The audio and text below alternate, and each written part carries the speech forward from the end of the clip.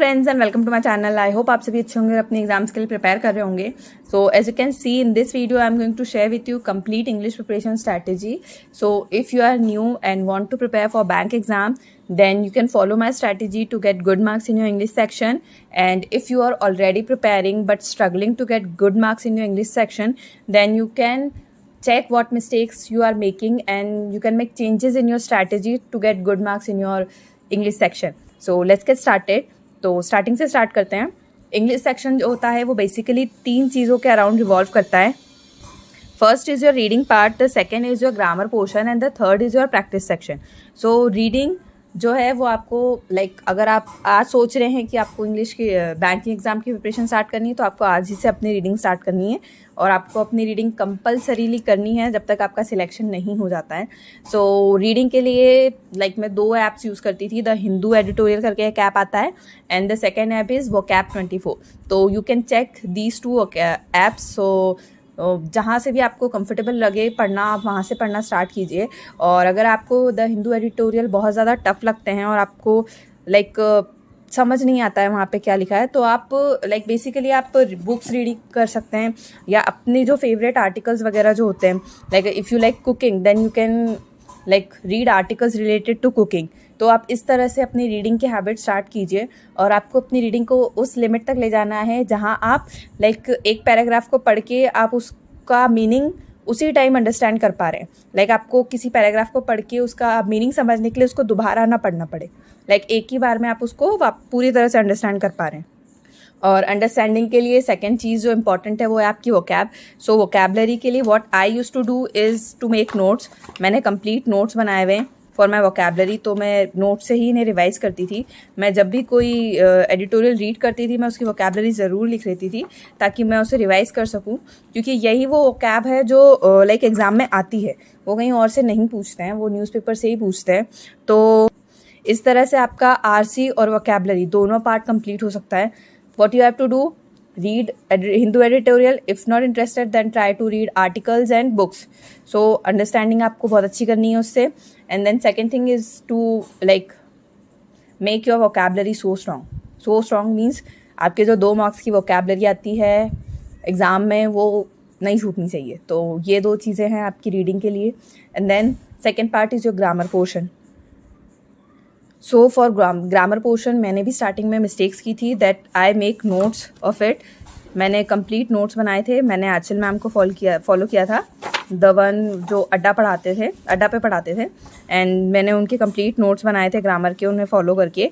But ये notes मुझे उतने यूज़फुल नहीं रहे क्योंकि आपसे किसी एक टॉपिक पे नहीं पूछे जाते एरर्स और आपको एरर फाइंड करने के लिए इस तरह से नोट्स बनाने की ज़रूरत नहीं है.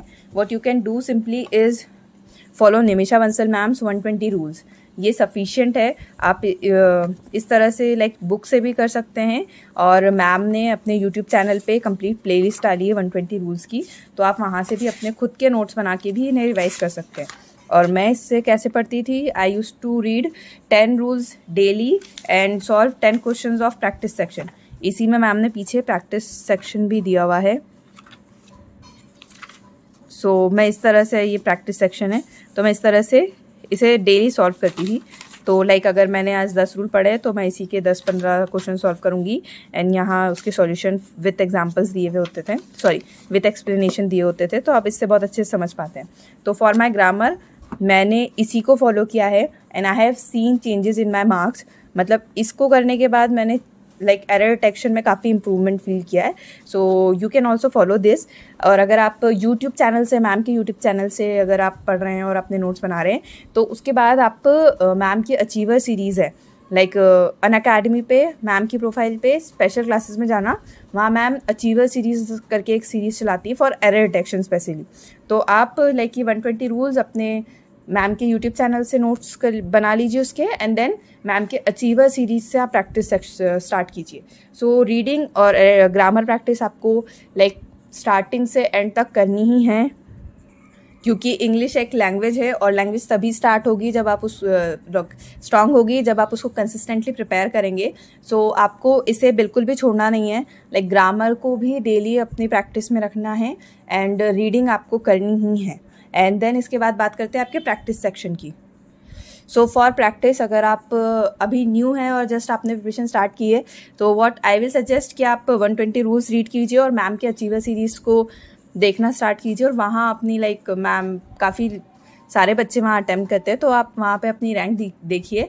और उसके बाद आप क्विज़ेस देना स्टार्ट कीजिए, लाइक स्मॉल सेक्शनल क्विज जो होते हैं। आपको अड्डा पे क्विज़ेस मिल जाएंगे, आपको प्रैक्टिस मॉक पे क्विज़ेस मिल जाएंगे और आपको ऑलिव बोर्ड पे क्विज़ेस मिल जाएंगे। सो इन तीनों ऐप से आप अपने क्विज़ेस देना स्टार्ट कीजिए। और जब आपकी लाइक थोड़ा कॉन्फिडेंस आपको बिल्ड हो जाए कि हाँ आप अच्छा आपका नॉलेज हो गया है, तो फिर आप मॉक टेस्ट में अपना मार्क्स देखिए कि आपके मार्क्स अब मॉक टेस्ट में इंक्रीज़ हो रहे हैं या नहीं हो रहे हैं। और मॉक टेस्ट का एनालिसिस इज़ मस्ट। आपको एनालिसिस इतने अच्छे से करना है कि अगर आप एक रूल अगर आप मॉक टेस्ट में भूल गए हैं और आपने वहाँ पे मिस्टेक्स कर दी हैं, तो आप उस रूल की सेकंड मिस्टेक अपने सेकंड मॉक टेस्ट में नहीं करेंगे। आपको अपने मॉक टेस्ट को इतने अच्छे से एनालाइज करना है। So this is all for my English preparation strategy. और इसके अलावा भी अगर आपका कोई डाउट है तो you can write it down in my comment section. So मैं उसका आंसर करने का ट्राई करूँगी my efforts. Then you can like my videos and do subscribe to my channel. I will share my complete strategy of all the subjects, and good luck for your exam. Thanks for watching. Keep preparing. Bye bye. Take care.